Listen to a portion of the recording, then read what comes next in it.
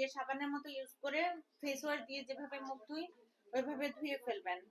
আর iron calcium, calcium এখন 2টা করে খাবেন, সকালে একটা রাত্রে একটা। ঠিক আছে? এখন শেষ সময়, অনেক হাঁটাহাঁটি করবেন। নরমাল ডেলিভারি চান না সিজার করে ফেলতে চান? নরমাল, আলহামদুলিল্লাহ। নরমাল ডেলিভারি করতে হইলে শুয়ে বসে থাকা যাবে না, নরমাল হাঁটা চলা কাজ কর্ম এগুলি করবেন। আমার চ্যানেলে যে হচ্ছে যে এক্সারসাইজ গুলি আছে, ব্যায়ামগুলি আছে, ওগুলি করতে পারেন? আচ্ছা, ওগুলি হচ্ছে দেখে দেখে করবেন। কিভাবে করেন বলেন তো? বাটারফ্লাই করবেন, হ্যাঁ ডাক ওয়াক করবেন।